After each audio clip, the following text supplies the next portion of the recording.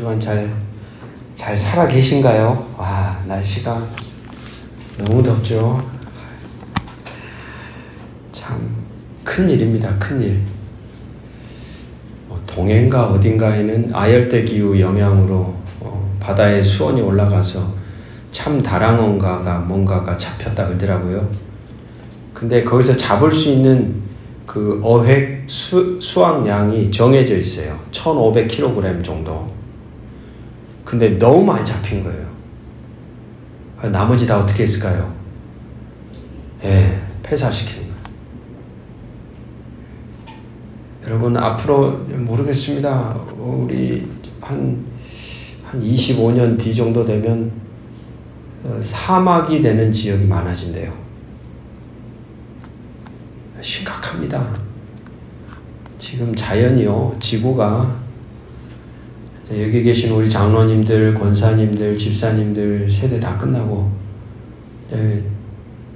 여러분들의 손주, 손녀들, 그 세대는 거의 재앙 수준입니다. 와, 이거 어떻게 막아야 될지. 다 우리 어른 세대들이 잘못했죠. 욕망 중심적으로 불태우고 계속 그냥 경제 성장하다 보니까 온 세계가 지금 이렇게 이 모양이 돼버렸는데, 이 아이들은 무슨 죄입니까? 자연을 누리지도 못한 채 지옥 같은 삶을 살아가야 하는, 참 인류가 이걸 어떻게 풀어갈지 모르겠습니다만은 위기인 건 분명합니다. 위기인 건. 그걸 놓고 우리가 좀 기도하고 고민하고 별 영향력 없어 보이는 행동일지라도 최소한의 우리가 양심으로, 신앙인으로 우리가 해야 될 일들을 해야겠죠. 네, 참 다랑어를 보니까 너무 속이 상해가지고 제가, 성도 여러분, 제가 4주간에 걸쳐서 지금 다시 교회라는 주제를 가지고 오늘 3번째, 그리고 다음 주 4번째까지 말씀을 나눕니다. 첫 주에 우리는 그런 이야기를 나눴죠. 교회가 상처 입은 이들이 함께 항해하는 낡고 삐걱거리는 배와 같다. 하지만 우리가 거기에 머무를 수 있는 이유는 선장이신 그리스도 예수 때문이다. 그리고 2번째, 지난주에는 그 배의 심장이 뭐라고 그랬죠? 기억이 안 나시나 봐요. 우리 아무도 말씀을 안 하신 심장이 뭐라 그랬죠? 예배라고 했죠. 예배. 엔진이 뭐라고요? 예배예요. 예배가 생동감 있고, 예배의 은혜가 있고, 예배의 감격이 있고, 그 예배를 중심으로 구성원들이 빛이 나는 거예요. 힘을 얻는 거예요. 그러면서 그런 말씀 드렸습니다. 예배는 우리를 빚으시는 하나님의 가장 큰 선물이다.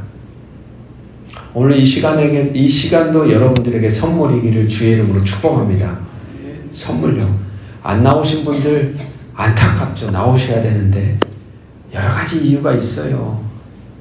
다 일반적으로 이렇게 똑같은 기준으로 볼 수가 없어요. 저마다 환경, 상황, 처한 여건, 그건 일단 차치하더라도 나오신 분들이라도 이곳에 오셔서 여러분들이 하나님이 주신 큰 선물이 뭘까? 여러분, 오늘 예배를 드리고 저 문을 열고 딱 나가는데 아이고, 뭔 말인지 하나도 모르겠네 라든지, 아이고, 오늘 1시간 내내 졸다가 가네 이러고 간다든지, 아이고, 죽었어, 예배 수요일에 좀 안 드리면 안 돼 이런다든지, 그러면 이제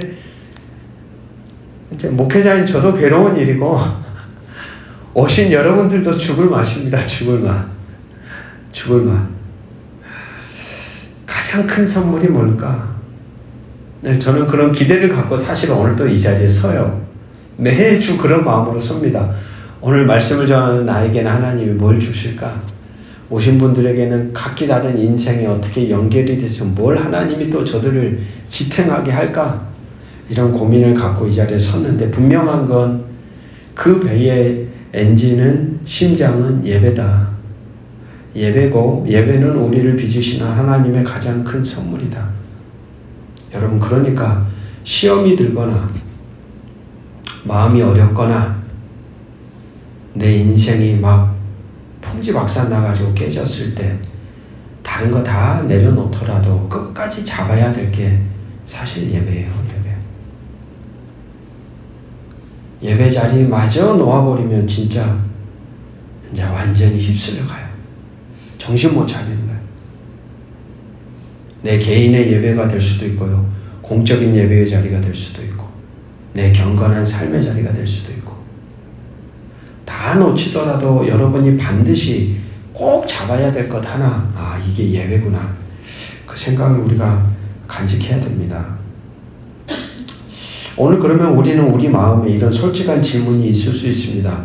예배가 소중한 것도 알겠고 예배가 선물인 것도 알겠는데 머리로는 다 안다 이거예요.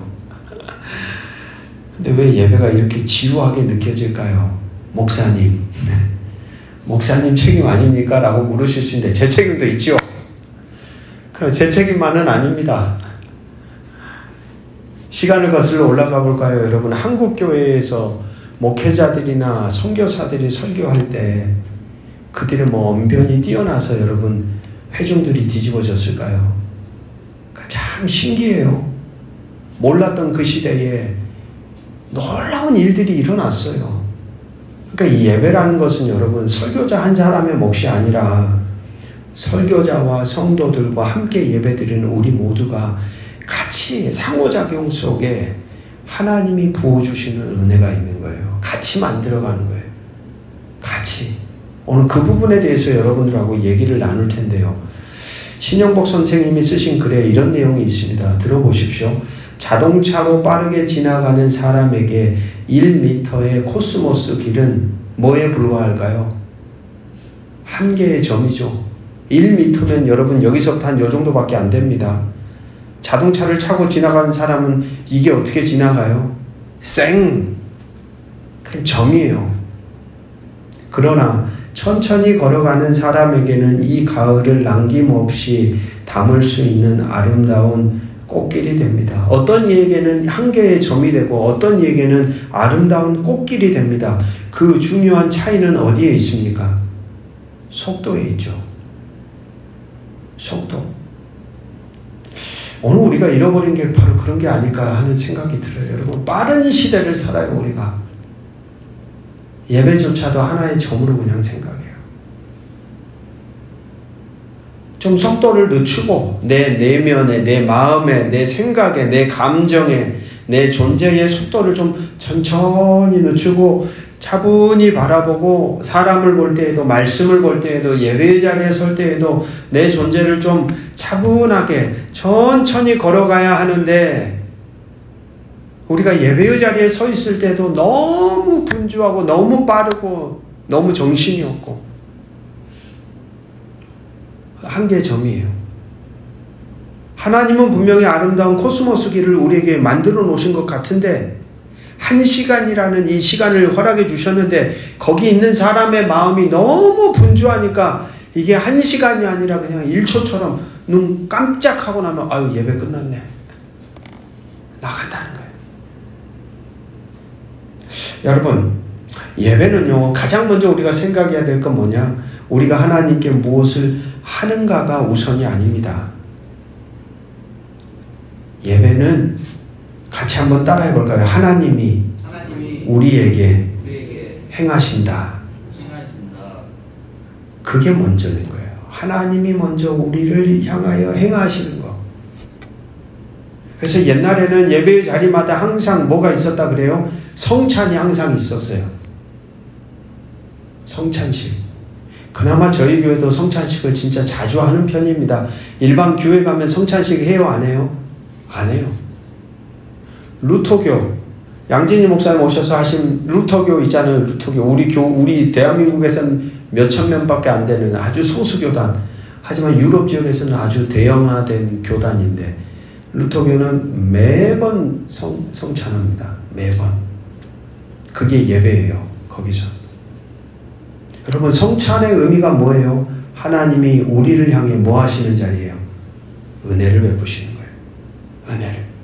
여러분, 예배라는 것은 내가 하나님께 뭘 해야지 헌금도 해야지, 찬양도 해야지, 뭣도 해야지, 고백도 해야지. 아니요. 먼저 하나님이 우리에게 은혜를 베푸시는 자리예요. 그리고 나서 우리가 뭐 하는 거예요? 응답하는 거예요. 그러니까 첫 출발점에는 항상 하나님이 우리에게 무언가를 행하시는 자리입니다. 하나님의 은혜는 우리의 태도나 노력의 결과가 아니라 우리가 드리는 예배의 모든 것의 전제이자 시작이에요. 뭐가요? 하나님의 은혜가.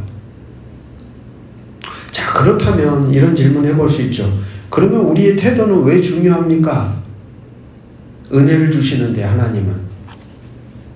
아마 이런 이야기 너무 자주 들으셔서 제가 얘기하면 아유 목사님 또 얘기하시네 그럴 거예요. 아무리 하늘에서 여러분 폭풍 비바람이 몰아쳐 보십시오.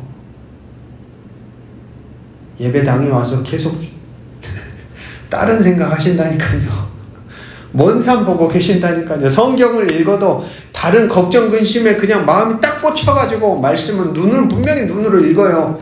근데 상관이 없어 이게.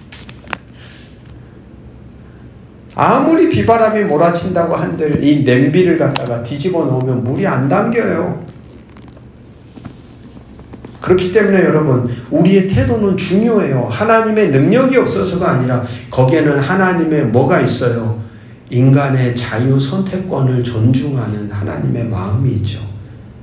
확 그냥 땅을 후려쳐서라도 이걸 이 냄비를 탁 뒤집어 가지고 담기게 해버리고 싶은데 창세기에 나오는 선악과의 이야기처럼 인간에게는 하나님이 주권을 줬어요. 로봇가 아니니까. 그렇기 때문에 우리가 예배를 참여하는 우리에게 있어서 우리가 능동적이면서도 적극적인 참여가 필요합니다. 중요한 건 그게 하나님의 은혜를 만들어내는 조건은 아니에요. 은혜는 먼저 주어지는 거예요. 그러면 우리가 행하는 그런 능동적인 예배에 대한 참여는 이미 폭포수처럼 쏟아지는 은혜를 받아 담는 통로가 되는 거예요. 뒤집힌 그릇을 바로 여는 거룩한 결단이 되는 거예요.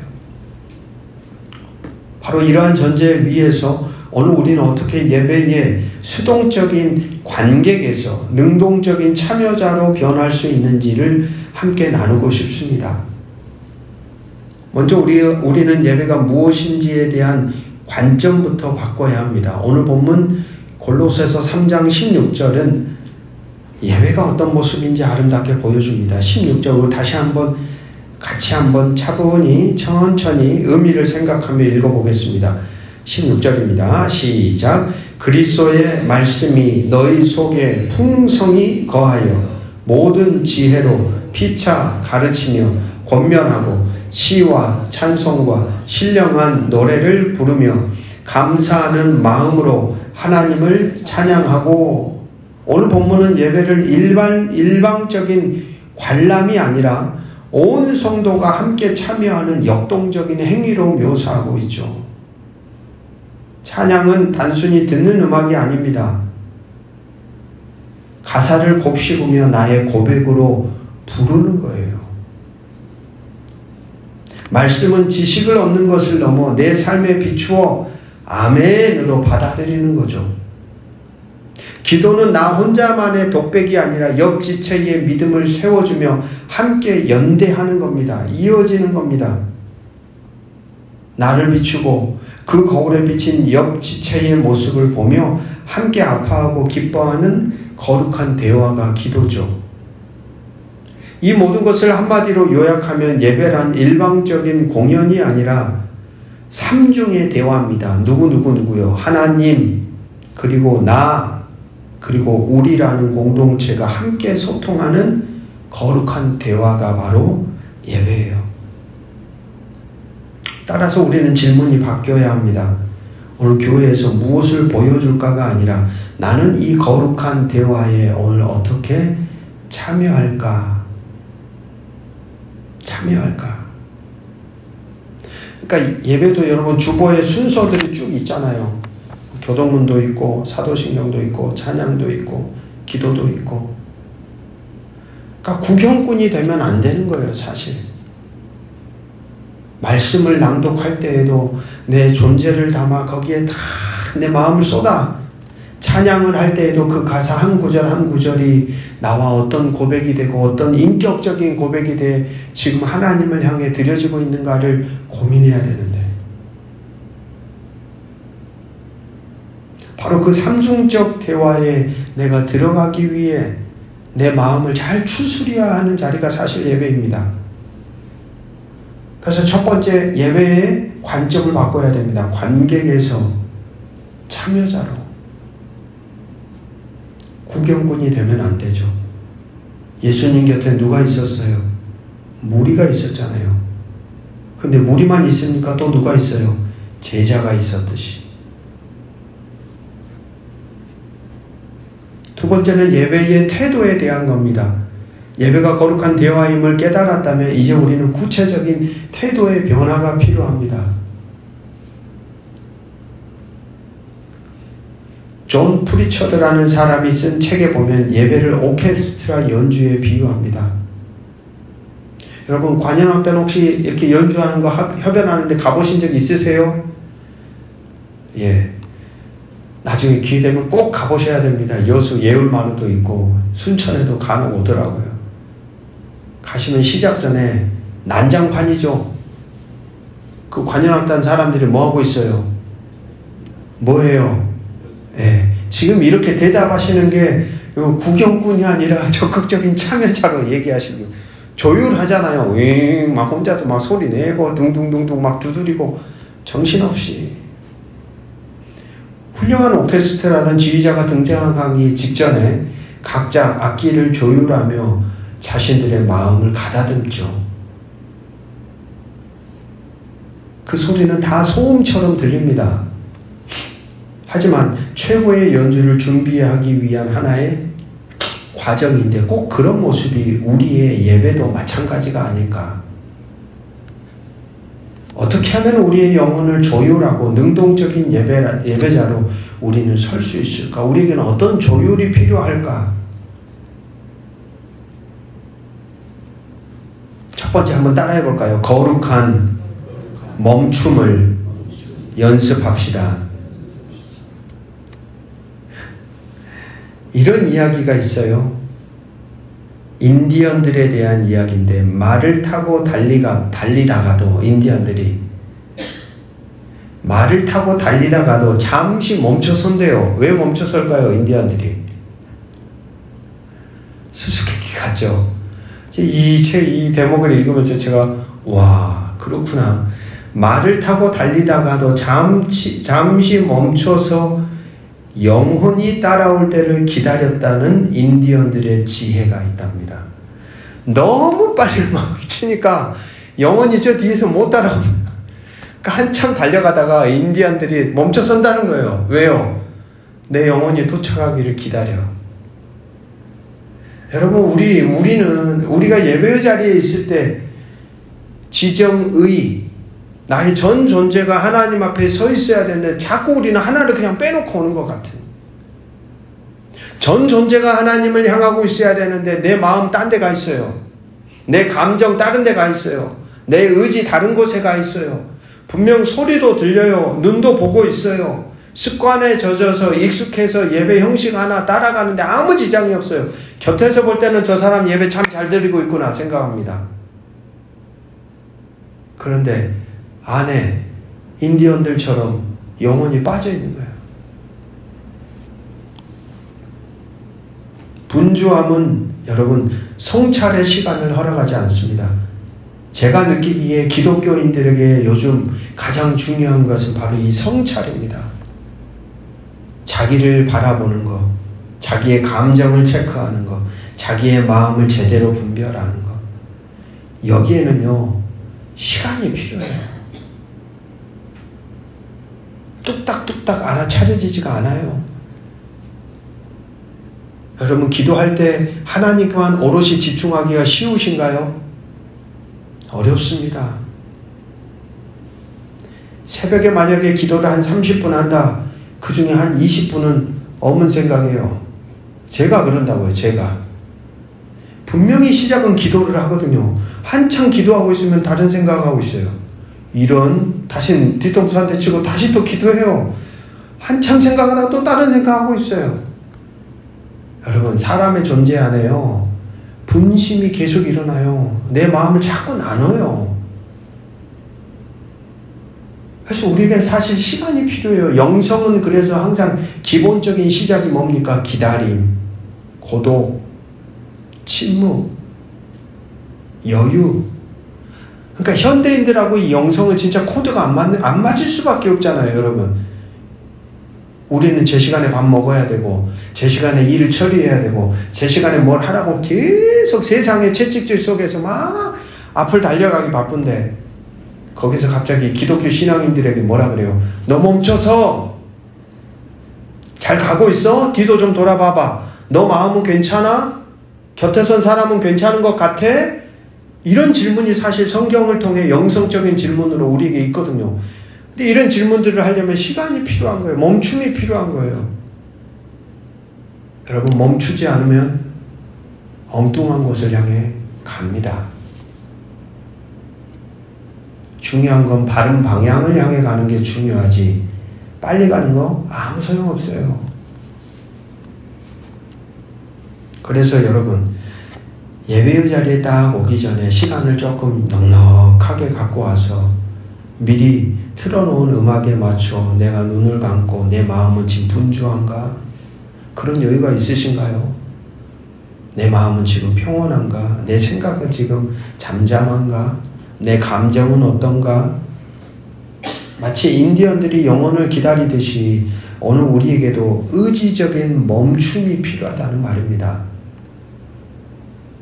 주일날 오셔서도 2층에서 인사 나누시고 얘기를 나누시고 딱 2층에 딱 올라오시면 이곳에서는 조용히 침묵하시는 거예요.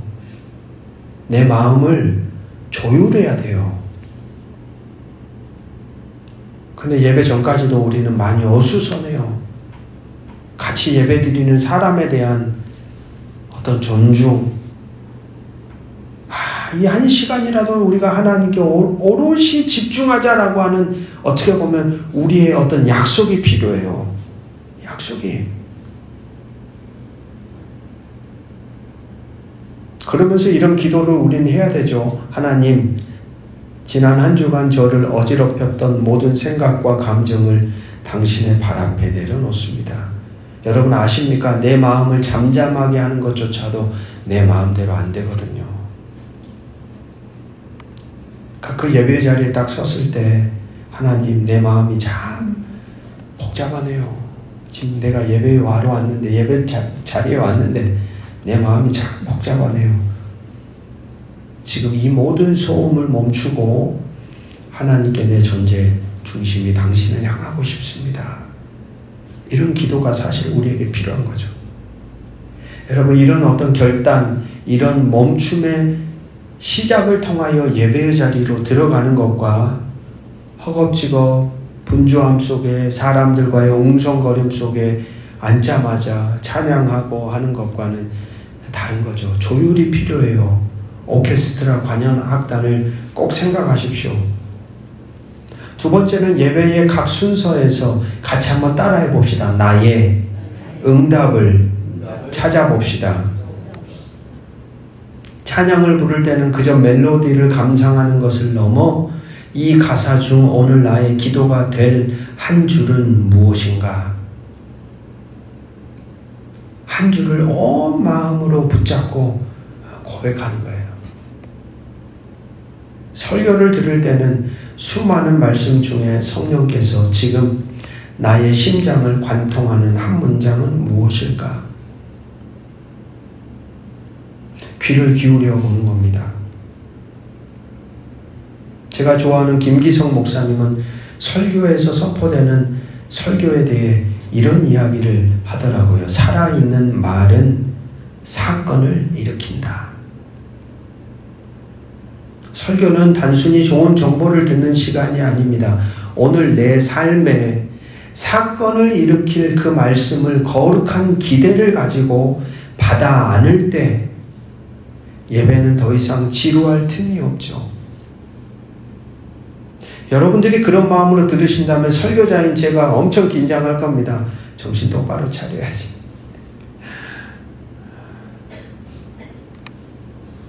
그리고 세 번째, 예배를 기억하고 되새김질하는 겁니다. 세계적인 피아니스트 백건우 선생은 매일 5시간에서 6시간 피아노를 연습하는 이유에 대해 이렇게 말합니다. 수준을 유지하려는 것이 아니라 항상 음악이 새로워져야 하기 때문이다. 그의 음악이 매일 새로워져야 하듯이 우리의 신앙과 예배 또한 그러해야 합니다. 주일 나누어 드린 말씀을 통해 예배를 시간이 지나고 나서 다시 복귀해보는 것이죠. 오늘 예배라는 거룩한 대화 속에 하나님은 나에게 뭘 남겼는가? 나는 하나님께 무엇을 아뢰었는가? 이렇게 예배를 기억하고 되새김질할 때 우리 예배를 통하여 주신 은혜는 우리의 삶을 지탱하는 능력과 힘이 됩니다. 말씀을 정리합니다, 여러분. 사랑하는 사람과의 대화는 내가 입을 닫고 그의 이야기만 듣고 있을 때가 아니죠. 물론 경청이 너무 필요합니다. 하지만 조용히 듣고만 있어서는 안 되죠. 시기적절한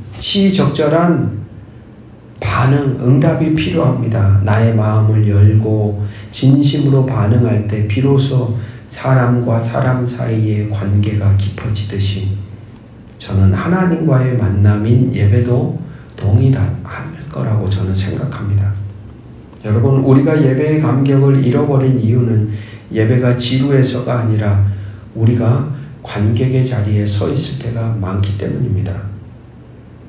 수동적인 관객의 자리에서 넘어 능동적인 참여자로 나아갈 때 우리는 그곳에서 하나님이 우리를 만지시고 우리를 새롭게 하시고 우리를 살아가게 하는 놀라운 힘과 위로를 얻게 될 겁니다. 사랑하는 교회 여러분, 이 자리에서 수동적인 관객이 아닌 능동적인 참여자가 되기로 결단하십시오. 우리의 마음을 드리고 목소리를 드리고 우리의 삶을 드릴 때 예배는 더 이상 견뎌야 할, 참아내야 할 시간이 아니라 우리를 살리는 감격의 시간이 될 겁니다. 그 살아있는 예배의 기쁨이 오늘 이 자리에 있는 저와 여러분의 모든 것이 되기를 주의 이름으로 축복합니다. 은혜의 식탁에 초대받은 손님, 주님, 오늘 우리가 여기에 있습니다. 세상의 빠른 길에 떠밀려 점처럼 스쳐 지나던 예배의 꽃길을 이제는 천천히 걸으려고 작정해 봅니다. 분주함에 두고 온 영혼을 기다리는 거룩한 멈춤으로 우리에게 허락된 거룩한 예배를 열어가게 하옵소서. 뒤집힌 마음, 그릇, 바로 연이 폭포수 같은 은혜를 우리 가운데 허락하여 주시옵소서. 관객의 자리에서 일어나 나의 노래가 기도가 되고 말씀이 내 삶의 사건이 되며 나의 아멘의 결단과 고백이 옆 지체의 기둥이 되게 하옵소서. 주여, 이제 우리의 손이 머뭇대는 슬픔을 만져 달리는 기쁨이 되게 하시고 우리의 예배가 누워있는 길을 일으켜 세우는 생명의 통로가 되게 하여 주옵소서. 그리하여 마침내 우리의 모든 일상이 주를 향한 예배가 되고 우리의 모든 호흡이 주를 향한 찬양이 되게 하옵소서. 주 예수 그리스도의 이름으로 간절히 기도드립니다. 아멘. 하늘에 계신 우리 아버지의 이름을 거룩하게 하시며 아버지의 나라가 오게 하시며